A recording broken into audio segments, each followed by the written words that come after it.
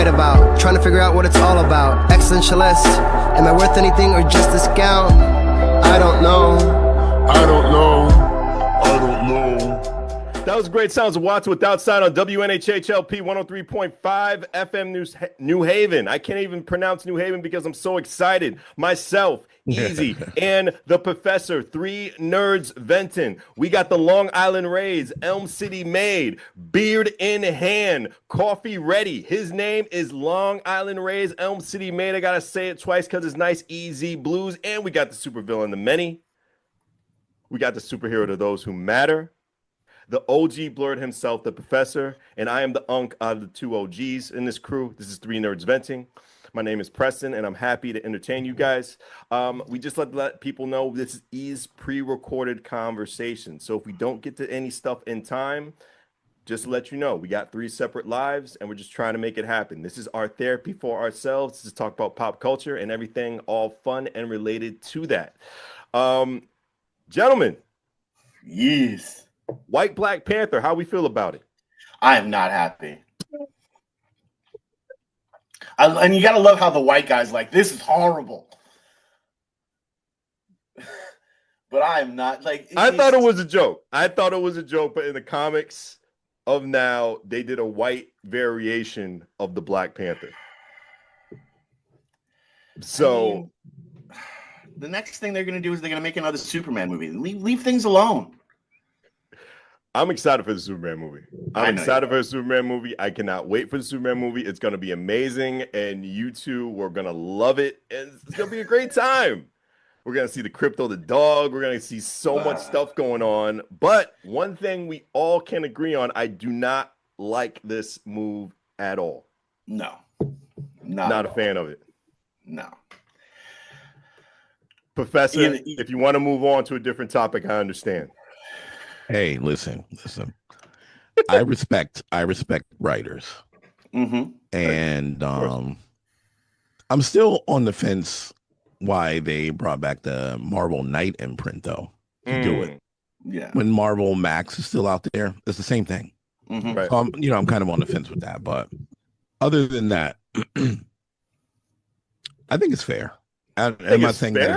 No. What I'm saying is, I kind of get why they did it. I'm thinking that it was unnecessary to do it. And the writer is a black guy, by the way. Okay. Do you think this is like no people who like to wear red hats? Nope. Okay, not at all. Not at all. So for people that don't know, T'Challa's father, right? He had adopted this character. He became the White Wolf. Right. That I knew. Yeah, right. So I don't know if this is there because that character did exist. And at one point I think they were trying to kind of push Bucky into that role. Yeah, like they sent him there initially, and that's he's the new White Wolf, and you're like, right. But he wasn't adopted by her. Right. So I like the fact they did it as a joke, though. They did it as a joke. This is the white. Yeah. It was like a term of endearment. You know what I mean? It was like kind of like a little, So I'm glad they didn't do that. Yeah. Right. And but I'm not on board with this character. Mm-hmm. It's just I understand it, and my hopes is that character is gotten rid of expeditiously, because not sounding like racist at all, right? This is going to take the legacy of the Black Panther now, in my opinion. A little bit. They have to let him have his run. They got to let him have his run since they introduced it. Yeah, and I think it's a little bit of that swing back of it's so weird to be on the other side of this, because they do gender swaps all the time. They do gender swaps, they do race swaps all the time. Right. I didn't care that Nick Fury, they swapped Nick Fury because Samuel L. Jackson's amazing. Yeah, you know what I'm saying. And he's the right actor for it too. Yeah, no, he's by far. Yeah. There's no one better to play Nick Fury than Sam Jackson. Mm-hmm. Right. So again, thinking about this particular character, because I won't be reading it, but I think this is kind of like a, all right, now we did that, now it's over type of thing. Right. But it has to make sense, because if you think about it, if he's really T'Challa's son, is he really white? Think about that. That's the other, You see what I'm saying? So I wouldn't mind if he's a villain. He might turn into one. Yeah, I wouldn't mind if he's what I'm like saying? a So low-key villain. That will be a pretty interesting take. But I'm gonna let it have its run. I don't know, again, because I don't know a lot of details about the character. I just know that it's on that alternate universe type of imprint as that character. He's not like the main Marvel universe Black Panther. Right. But he's on that imprint. And I just want to see, if it continues to be a lot of mess about it, I may read it to kind of see, to get a more, better idea on what's going on. But I'm not worried about this. I just wanted to, people get their anger out, whatever they're upset about, and then the character will be gone, and that'll be it. Right. All right, let's take a little break from Marvel. Let's go into alternate universes. Predator, Killer of Killers. For what it was, I appreciate a different take on this. For what it was. For what it was. I like the whole animated aspect of it. I think that's cool. I think they should continue it. I like the fact they're going into different eras and decades. I felt it could have been better as a series, them going into different worlds and stuff. I felt everything was just too... Because it reminded me of What If in a way. Yeah. In a way, it reminded me of like a What If season, like one of the newest seasons. I think good, like season 3, where they have like all the episodes and they fight like this big bad at the end, and everybody comes together. Right. I felt that was a little bit too rushed. I felt it should have been just one-off stories. I felt that would have been a cool aspect just to go on. They can continue with that, because there's so much eras and renaissances they can piggyback off. They can go into so many different worlds and timelines, which I think is crazy with that. But I felt it was just too rushed at the end. That was my biggest problem with the project. That seems to be a lot of issues with a lot of the stuff coming through, where they have like a really good idea, and again, we'll notice this on the first of the third Spider. When you rush a storyline, there's a problem with it. You know what I'm saying? And that's one of the key things. I hope that they do it in little stories and little aspects of it from there. I think it'll be a great series. I think as a movie aspect of it, it left me wanting, as A Knight's Tale once told me. Yeah, like I loved it when they were in Japan. That was my favorite part of the whole project. Of course, I love that aspect, because of him like fighting off against the samurais and with the whole swords and stuff, like that was really cool to me. I wasn't really crazy about the 1941 with the planes. That was a little bit, that was okay. Right. But I thought they should have edited it with the Japanese samurai, because that was pretty cool. Even at the Nordic times in the beginning, that was awesome. But Professor, I know you want to speak your gospel, so say what you have to feel. No, I'm going to be very brief about it, because I thought it was a waste of time, and I'm going to tell you why.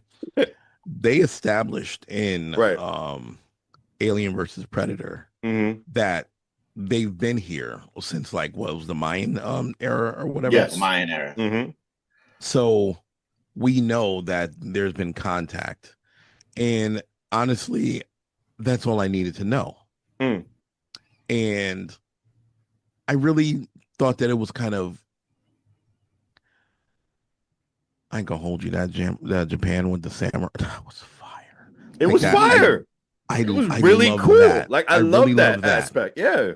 But it wasn't even about the predators at that. It was but the characters. That part was like amazing.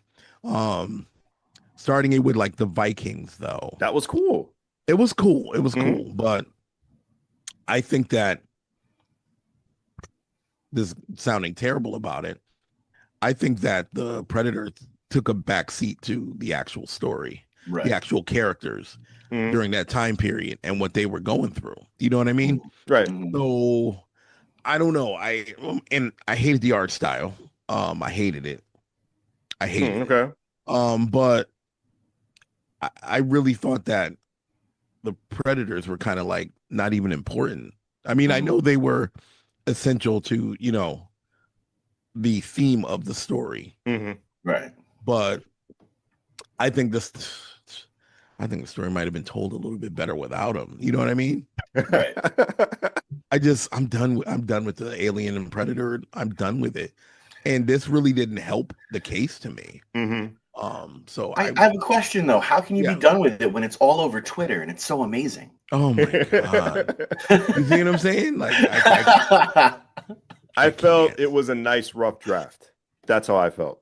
Right. I felt it was a And nice rough draft. I for felt it, yeah. and I think you're right for it to be like a full movie. No, No, it but shouldn't have been a it could full have been a movie. series. It could have It been could have been a broken up in series or series. like a whole compilation of just like Yeah. one-off tales, but with Yes. different animation. It would have been Right. cool to see like an anime Yes. style of the samurai. Yes. That would have been Yes. cool. Or see like Yes. a little Hanna-Barbera type of Mhm. animation style with the Yeah. 1940s. That would have been pretty awesome just to see Yes. that. Like a Or new. It would have been dope if it was like a yeah. noir type of thing. I Yeah. would have loved if it was. Oh my god, that would have been Yeah, if they would have amazing. like switched it up, kind of like what Disney Plus did with the Star Wars Yes. animation. Yes. Like they had, Yes. I forgot the project or what the name it was, but they had different stories, but like Hmm. different like side mission quests. But they switched up the animation and Yes. styles and Yes. directors, and they blended into a That whole that would have compilation made of it things. brilliant. That was cool. I thought that would have been a good aspect. Like I didn't really Yeah. mind Predator being the whole behind person of the story because they were telling a story within the characters, which I thought was cool. You were like Yeah. getting interested in the scene that, and then out of nowhere, a predator comes. Yeah. So it totally has everybody, unfortunately and fortunately, working together to stop this common threat amongst themselves, which Yeah. I thought was a cool aspect because that's usually what Predator is. Like everyone's within their own world, or and then out of nowhere you see this monster come after everybody, so you have no choice but to attack it. So I like Yeah. the fact they do that. If they had like a compilation of that, it would have been an amazing project. But like I Right. said, it's a rough draft. Yeah. Right. It's a solid rough draft. But I'm gonna give this, I say out of 10, probably. I said a high 6. I'm gonna give it like a 4.5. I'm around there too. That's You gonna about give that's it a accurate. 3 easy? You're gonna give it a 3? Yeah, I got to give it a 3. It Okay. just again, it's one. It's kind of like when I sit and talk to my kids about nice things to say to people. Is it kind? Is it necessary? Is it truthful? Um, it was kind of kind. It definitely Yeah. wasn't necessary, and it definitely wasn't truthful. So I got to give it a 3. Okay. That's fair. I think they're trying to piggyback the success off Prey, which I thought Prey Right. was an amazing project. Mhm. And you can't recreate something great. Right. It's very hard to do. It's it needed more time. I can Yeah. go on and on, but in my opinion, it needed more time. Okay. But one thing I thought that was well seasoned, we can all talk about since we all seen the project, is Sinners. I thought that was amazing from beginning to end. One of I the felt few that things that I can ever honestly say it's one of the few artists and things that I can say should have been a half hour longer.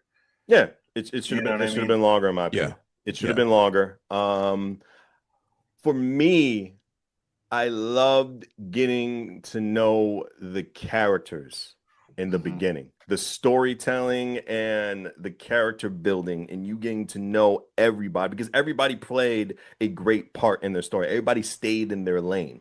Mhm. Nobody felt left out of this project. Even everybody who was talking to, like you saw even different parts of history. My favorite part was the Chinese in the Mississippi. You saw the black Mhm. side and the white side. The wife owned the white part of the Chinese store, and then obviously the husband owned the black part of the Chinese store, Mhm. and you saw that. You saw the different history within Jim Crow and the church and Yep. stuff melding that. My only critique is I felt it was too soon for the vampires. I would have Mhm. I really like to know the whole Native American type of vibe a little bit more in that film. But you really can't put everything within so much in the movie. You only can do what you can. But from what it was, after seeing it again, I'm gonna give it about an 8.59, just because it was visually greatly shot, and he took his time making a nice marinated story with this. But I want to hear your guys' thoughts. Professor Easy, you can start off first. I'll go because Yeah, go ahead. I thought it was something that I'm only part of the one seen it club. I've only seen it once, so spare me. It's fine. Spare It's fine. spare me. I'm just a poor boy. Nobody loves me. With everything on the internet, you probably saw it 2 or 3 more times. You side scrolling and doom scrolling.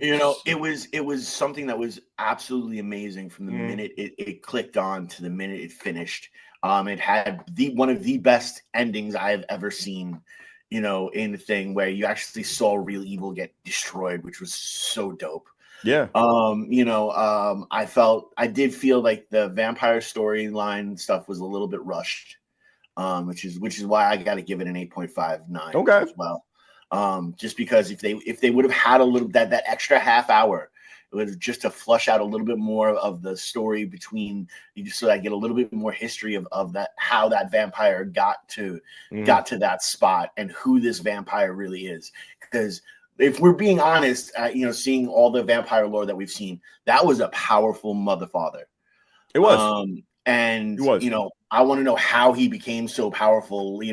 What was going on? Like the minute that and again, spoiler alert because I don't care. But the minute the dude started praying the Lord's Prayer and the vampire finished it off, I was like, he was getting baptized. Yeah, the vampire baptized him, which was crazy.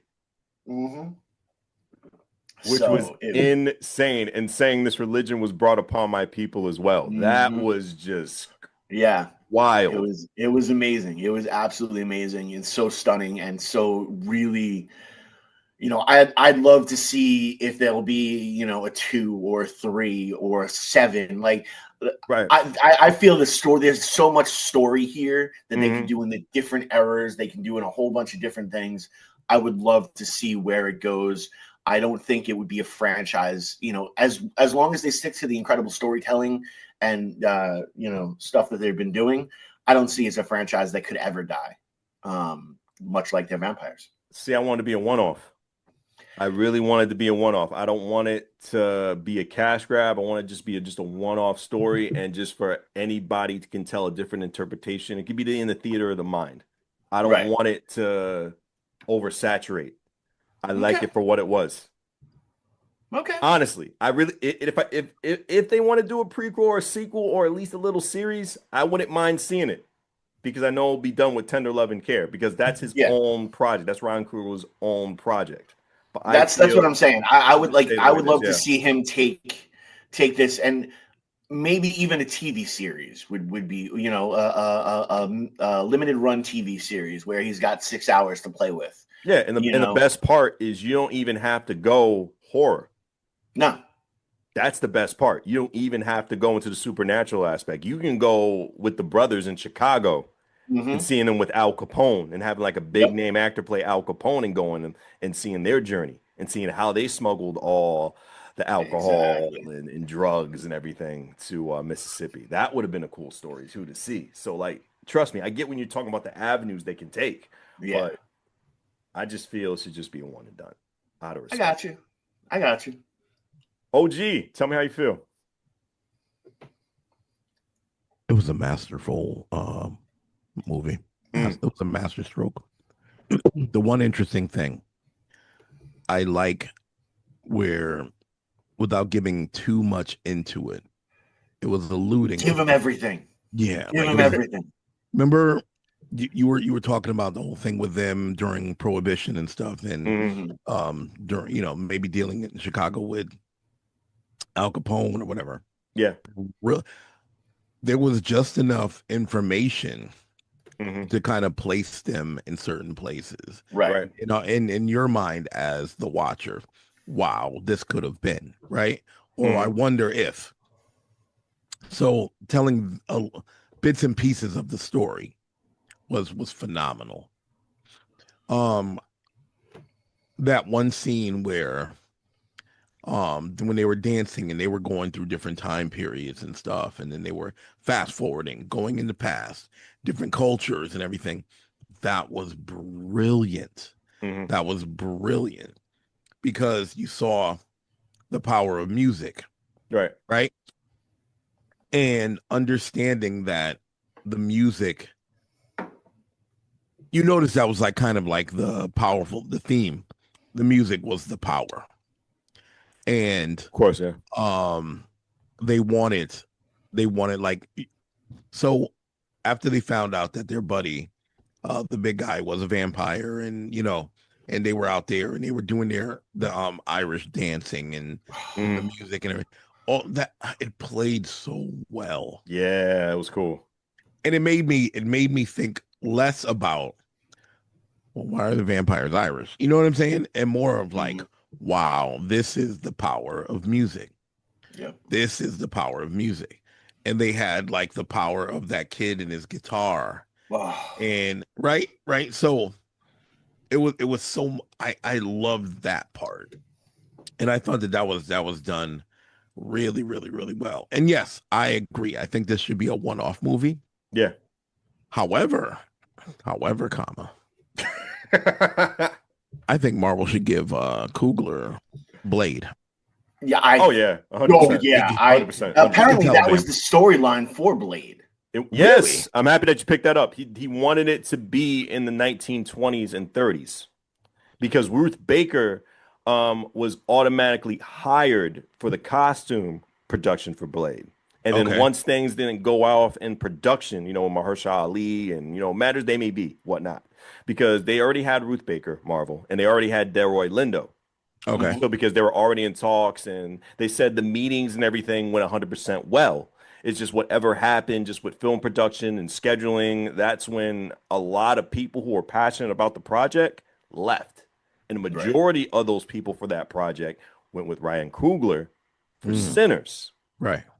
But Ryan Coogler had like a little back short story of what to do for Blade to tie it into the MCU because he wanted it to be a little bit hidden in a way because Blade is not really out there that much. He's more, a warrior at night.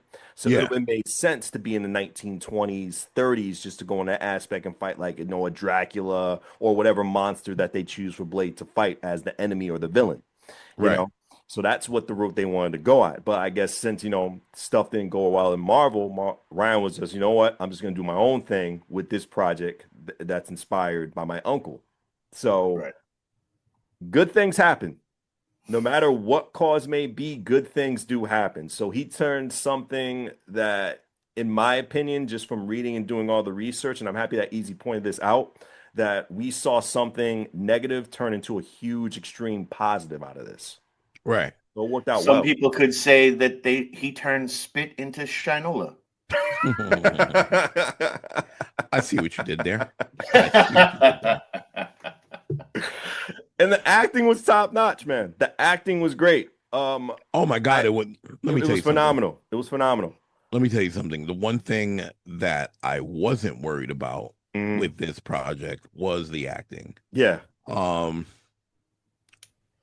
I think for the way, think about the character of Blade himself. He was born in 1929 in England, right? And then ended up, making his way to the States, right? The timing of this story is perfect for Coogler. I'm not saying Coogler ties the universe together. Right. But it would be amazing because he already has kind of like the time period on lock. It would be an easy thing for him to take what he already kind of created, write more, update it, bring it to the future and introduce, because kind of what he did was in people's heads, oh my goodness, vampires they existed during that time period. Right. You've already established that. Yeah. Telling a story of like Vlad the Impaler going backwards, to that time period. Yeah. And then kind of pulling it all together because he already showed you what a vampire will look like at that time period, the 20s into the 30s. Yeah. He don't got to tell that part of the story anymore. No. Right. So he could loosely say, all right, Blade was born around this time period, boom, boom, boom. And then fast forward, the story and then get it on and popping. Get on and popping on WNHHLP 103.5 FM New Haven. Professor, continue. My apologies. No worries. So he actually showed what vampires kind of look like in the early 80s. Boom. Yeah. And then, like I said, if this was an audition for Marvel to do Blade, I'm not saying it was, but it was a master stroke. Everything about this story was brilliantly told. I even love the supernatural piece because old girl that was like into voodoo. Right? The girl from so you got that. Loki. Yes. Yeah. Yes. I forgot her name. Oh my goodness. She was amazing. Oh yeah. Everyone was amazing. Everybody. Stunning. Everyone was stunning. Yeah. Especially Miles Canton. Like his first movie, being his first movie. Insane. First of all, he was acting like a seasoned veteran actor, that young man. Holy crap. You know what I really love though? Yeah. How rich the blues was. Yeah. The music it was a really integral part of the story. Yes. And it told its own story. And again, the theme to me for this movie was the power of music. How music transcends time. And I don't think a lot of people really like picked up on that. What it was saying. It was saying music transcends all time.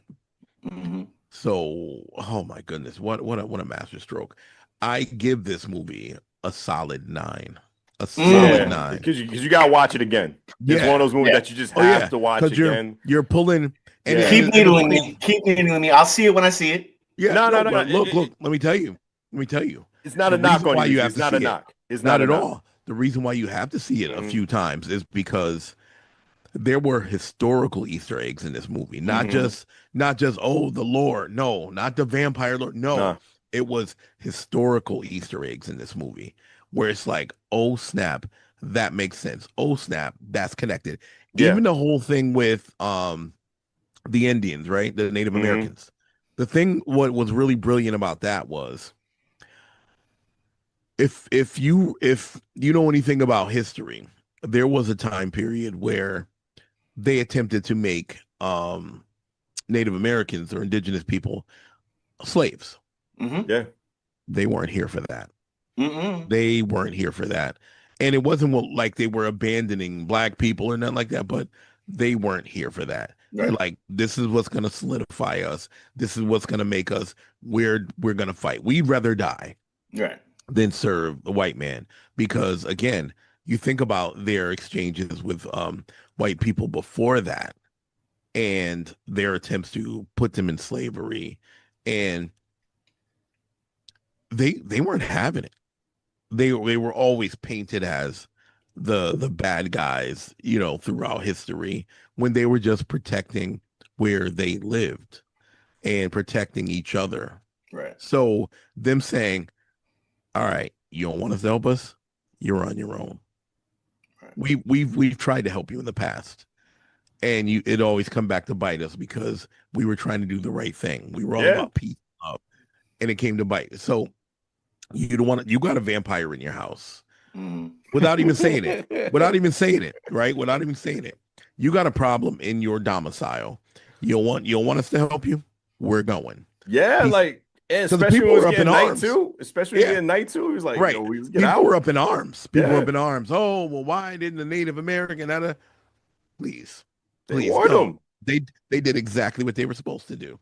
So again, historically, if you think about what was going on at that time with the Native Americans, this was brilliantly written. So I'm down with solid 9. Do you think the singer sold his soul to the devil at the very end of the film? Like a little message, because there's like an internet conspiracy. Because when they both look into the mirror, and spoiler alert, when Stack and Mary come out in the 1990s version of that timeline, and they see, Buddy Guy playing Michael, or older version of Miles Canton's character, and they sit down, and in the mirror, you don't see Stack's face because obviously he's a vampire, but you don't see the reflection in the mirror of the singer as well, too. Mm-hmm. So they're saying, as a conspiracy, they're saying, because all the internet has like all these stuff that he sold his soul to the devil to succeed, because they're playing it off. I forgot about the legendary jazz singer who apparently sold his soul to the devil. Blues singer. Blues singer who's Robert Johnson, the most amazing Robert Johnson, went to the Crossroads and he sold his soul to the devil, so that he could success. Play. Yeah, and well, actually, so he could play efficiently, and also it was all later told again in the Pick of Destiny story, where you have the one how the pick was formed. You have the one guy who needed to share his heart with this lady, so he goes to the devil, and the guy tries to trade his soul with the devil, and he gets a piece of the devil's horn, and that becomes his guitar power, pick. Gotcha. His guitar pick, and that becomes the power that lets the music free and music heal everybody, and also makes the princess swoon, we'll say. So yeah, I one, being someone who loves the blues as much as I do, and really that Robert Johnson storyline is so bedded into my head, from watching the Ralph Macchio movie that was executive produced by Ry Cooder.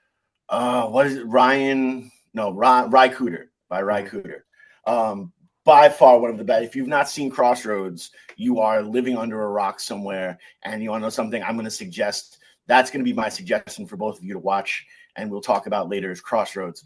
But we'll talk about that segment when it happens. I love that movie, by the way. It's phenomenal. I'll watch it over and over again. It's absolutely phenomenal. By far one of the best things out there. So I automatically, if you're a successful blues musician, I have automatically assumed you've sold your soul to the devil. And but not only that, but like honestly, if you have any type of success in the music industry, you've sold your soul to the devil at some point. Trust me on that. If you don't believe me, there's a whole Diddy trial going on about that right now. I'm just saying. It's so funny that you say that. But again, this to me told that whole story about how powerful music is. And oh my goodness, I could do an entire history lesson. I'm not gonna right now, but you're a professor. I feel we should learn something. Well, no, and only because you can go back as far as like biblical times. The Book of Psalms is a poem, but it's a song. Right. Then you have books like the Song of Solomon, and then so music goes all the way back to the beginning of time. And its power, and how oh my goodness, it's so amazing. And it's every continent. You know what I mean? If you look at the history of every continent, music plays a part. You know what I mean? So again, putting it as the centerpiece of this movie, right? And I'm not for nothing, that soundtrack is smoking. Oh, it's amazing. Oh, so good. It's amazing. Holy so moly. It's amazing. And this is a hot take. Yes. Rocky Road to Dublin is up there with Take 'Em Up to Boston. Shipping up to Boston, yeah. No, it's up there. It's absolutely phenomenal. But here's the other thing, and I love the fact that you brought it to the biblical aspect of it, because the biblical aspect, and again, did you sell your soul to the devil? There is a lore in Christianity somewhere that Satan actually was, the angel of Lucifer was the worship leader for God, and had actually pipes coming out of his chest. Yes. And he wanted that worship for himself, so that's why he left. Right. So music has always had this connection, and successful music has always had this connection to the devil or the dark side and stuff. Absolutely. And I just think it's phenomenal. So yeah, did he sell his soul to the devil? No. You want to know why? Because musicians are the devil. Deal with this. There's also this loose, and people can look it up if they wish to. Yeah. There's also this loose connection to the possibility that Judas Iscariot was the first vampire. Mm-hmm. The original vampire before before Vlad the Impaler was Dracula. You know what I mean? So again, there's always been some, oh my God, the connection between music and religion. And I mean, look at the Native Americans and like their powwows, heavily music influence and stuff, and singing to our ancestors, the ancient Greeks, I mean, the ancient Egyptians. There's always something with music and the power of music. Yep. And again, that I go back to that scene where the time was going back and forth, and you had like the Asians, and you had all the music that was being displayed. Even like, because I was talking to somebody about it, and they were like, "Well, why did they have the guy with the turntable and the DJ?" And then I was like, "Because it was necessary. It was telling a story. It was telling how powerful music is and will continue to be." So, whew, man, the only thing that would have made this perfect, a little more character development for Smoke and Stack, and their experiences and stuff in Chicago. Okay. I think that was necessary, because here's the funny thing. I'm thinking they were the main characters in the movie until they weren't, and I love that. Yeah. I love that. It had you guessing. Really never knew. Yes, it really had you guessing. You didn't know till the end who the main character was, and I love that aspect. So, and it's funny now that you say it. The main character might have been dead already. He might have sold his soul to the devil. Yeah, might have. That is very interesting. I didn't even think about that. Thank you, Easy. Wow. No, it was me. It was you. I'm gonna take the credit for it anyway. No, you're right. You're right. Holy moly. Yeah, because like they had that. It was just something I saw on TikTok. Like, oh my goodness. Yeah. Well, thank you for pointing it out to me, because now it's like, holy moly, he could have. Oh man, my goodness. And I'm gonna watch the movie again when it finally comes to streaming, and I'm gonna screenshot phenomenal movie. The picture, the scene where the mirror is there, and so the people are like, "That didn't happen." Be like, "Ha! Screenshot it." Sooner than later, it's already on. I think video on demand now. Oh yeah. So sooner than later, you probably will see it on Max soon. So I'm not surprised. I'm not surprised at all. But like, will that go to Max, or do you think that'll go to Peacock? No, Max. Warner Brothers. Okay. Yeah, absolutely. Brilliant. Yeah, but just to end this, man, like this, I'm not really big into the whole awards season, but this got to get nominated. It has to. Best actor, movie, supporting. Besides best that, actress, costuming has to be in there. On there, best fight scene. has to be on there. Fight scenes need to be on there. Like, best original song, like the Grammys for just the soundtrack. Oh yeah, Grammys for the soundtrack, Oscars. Just the soundtrack. Like, Delroy Lindo needs a best supporting actor. Oh, so Delroy Lindo. I loved his character. I loved his. Yeah, like if he doesn't get best supporting, him or Miles Canton, it's a crime. Yes, it's a crime. Them two were to stand out, in my opinion. Yeah, and then the girl from Loki, I forgot her name, but she's so beautiful. The voodoo girl, she should get best supporting actress. She did her thing. She definitely did her thing. And if Michael B. Jordan gets best actor, I'm not surprised. They don't know she saved their lives, and she did.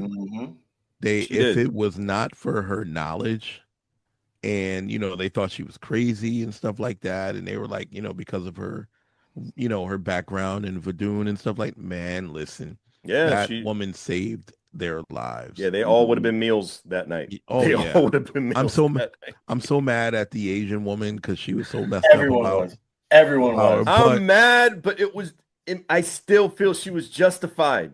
Because she made some points. She made some points after my other rewatch. She made some points. Because if they weren't going to do anything that night, they would have went for the whole town. they would have went for the whole town and got every single one of them one by one. And the whole town would have came and probably went after the juke joint. Yeah. But I still think she should have held out. She should have held out a little bit. She should have thought her actions. She thought her action, but her thoughts were justified, especially after threatening. It was about her daughter. She was worried about her daughter. I get it. I understand that. Like I understand it, especially, you know, I'm not a parent, but I get her point of view as a mother. I get it. I'm a parent. I love my kids so much, and I will tell you right now, if a vampire sits directly in the face and tells me, "Let me in," or "I'm going to go after your children," I'm going to write my kids a really long note about how much I'm going to miss them. Yep. Yo. That's me. No, you're right. You're right. Listen. My kids are prepared for vampires, the zombie apocalypse, aliens, the Klan. My kids are already ready. So if something goes down, they already know what the contingency plan is. So I would have been like, you know, I wouldn't go see my kids if I were you. They're a problem. So but again, I think that, you know, because her husband meant so much to her world and stuff like that, and the daughter was an extension of that, I get why she was like, so like, we got to do something. We got to try to do something. But that whole inviting them in, oh my goodness. Yeah, it was bad. Like how she did it was bad. And then the only vampire she killed was her husband. Yep. You know what? Not trying to be messed up about this, but I would have conked her on the head and threw her out the door. That's what some memes were saying. Some memes, like short videos had her shooting her and throwing her out to the vampires. Yeah, you know she was hot. She was going in hot already. Right. So I would have boom and then throw you. Yeah, go ahead. There you go. Yep. There you go, and then close that door. Exactly. What a great movie. What a great movie. What a great. And I do like the fact that a lot of the vampire tropes didn't work. Right. The ones that, you know, like the garlic thing, yes. The whole you got to invite him in, yes, that was brilliant. Right. Yeah. But the whole, like, you know, the cross and this and that, and the fact that some of the tropes didn't work, it turned the whole vampire thing on its ear, and I dug that. Right. And again, oh my God, what a brilliant movie, Mr. Kugler. I'm gonna almost forgive you for Wakanda Forever for this one. I'm almost forgiving. I can't. Come on, man. You gotta let that go. He said I'm never gonna let that go, sir. He had adversity he could not control. He did the best. I blame Marvel. James Wan is what he was worried about. That he was not worried about James Wan, man. He was. I thought Namor was so much better than Aquaman. His universe. Listen, it was. But listen. Come on, man. You can have Atlantis too. You already introduced it. Why not run with it? You already introduced Aquaman. I mean, Atlantis in Iron Man 2. It was illegal. In Iron Man 2. Come on, man. In Iron Man 2, you already, there was no reason for him to run away. Listen, James Wan's Atlantis was beautiful. He was worried about competing with that. He messed I don't think there was no competition. It was just two different leagues, bro. I don't even think it was competition. Sir, Atlantis is Atlantis. That's all I'm saying. Atlantis is Atlantis, and he messed up. Come on, man. Big. Oh, that's the only thing, man. He couldn't help that. But because of he could have. But because of that, sir, I'm gonna still give this movie a 9 because I think you did an amazing job. Just get your Wakanda thing right, please, sir. Well, hold on. Right. Now this is the point in time where you got to point to the camera, and you got to say, Marvel, listen to me. It's super important that you make sure Ryan Coogler does Blade. Go ahead. Let me talk to you for a minute, Marvel. Get him. I'm talking directly to you. Ryan Coogler is the man that is the only man that I see right now that can handle Blade, that can handle vampires properly. He is the man that you need to let go ahead and do this movie. We also need him to 86 Mahershala Ali as Blade. He's not Blade. 86 him? 86. Okay. He's out of there. Get him out of there and put somebody very qualified to be Blade. Wesley Snipes. Sorry. I got I'm just saying you can tell an amazing story. You've already showed us you can do vampires, and you did them properly. Don't drop the ball on this one. Don't drop the ball. I don't want Wesley Snipes' blade continue. I don't. A nice one-off in Doomsday or Secret Wars would be pretty cool with Wesley, but the time is done. Give it to a nice up-and-coming actor who's going to treat the role with respect. Wesley did his thing. If they can let RDJ come back, as old as he is. No. I get what you're saying. I'm not a big fan of RDJ being Doom. Yeah, that's true. Not at all. I'm not. Yeah, no.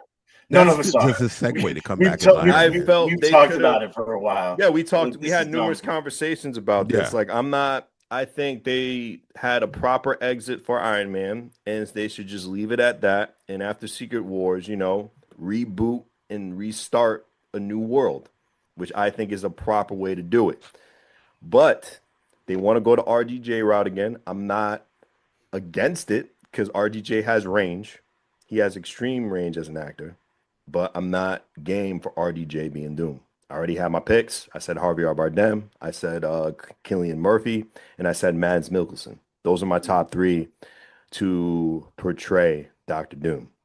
But as far as Wesley Snipes, I say give him maybe like a one-off special presentation, or maybe give him, something in Secret Wars. But I feel as far as you go, that's it. Give it to a brand new actor who needs that for themselves.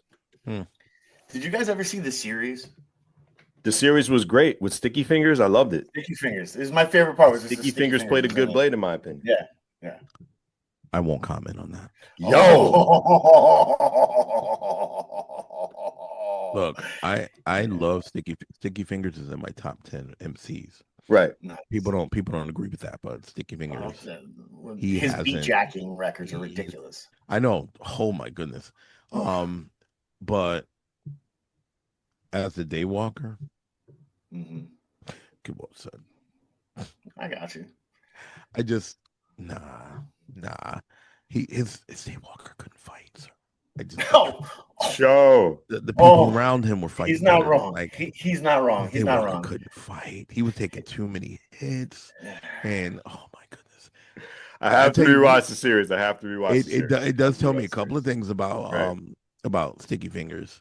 When he tells you that he's a rapper playing an actor, he did that. I was really, really impressed with his acting chops.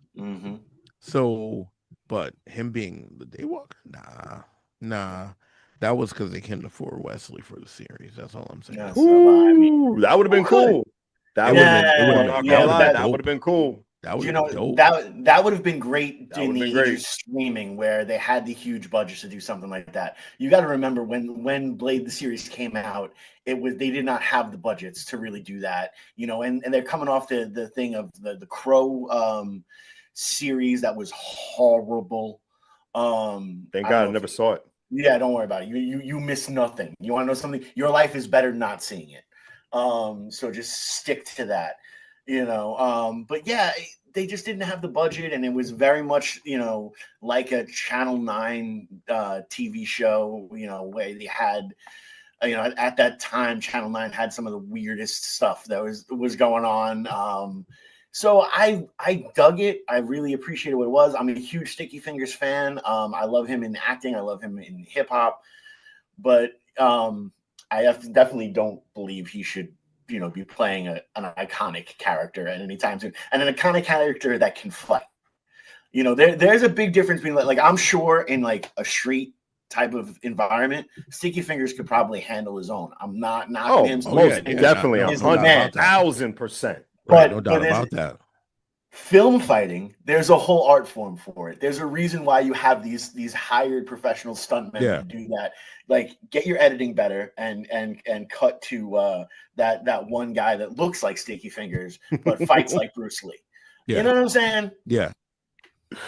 I'm talking about you, Finn Jones, by the way, sir. Oh, You don't deserve the mantle of Iron Fist.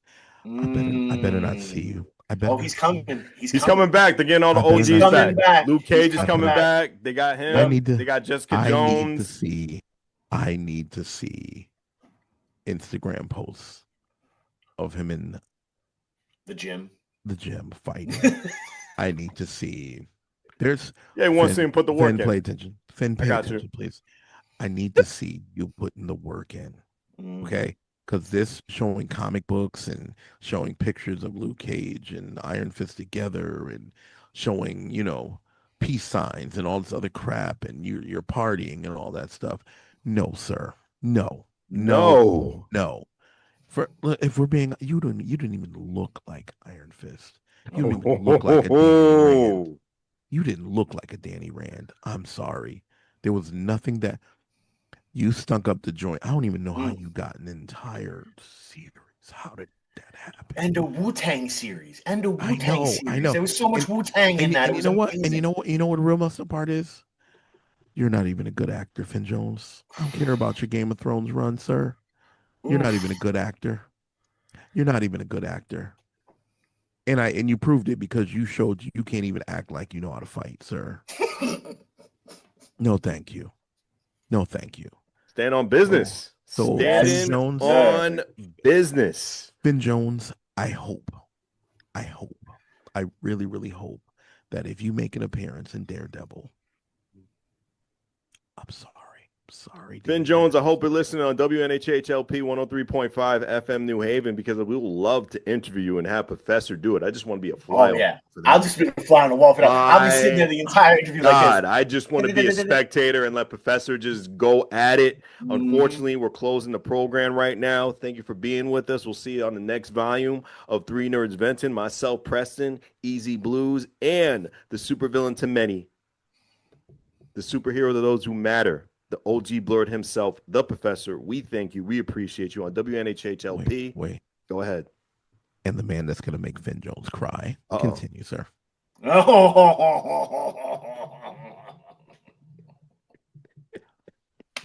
I thought I'd add that at the end. So good. He's coming for you on WNHHLP 103.5 FM. New Haven. Oh, my God.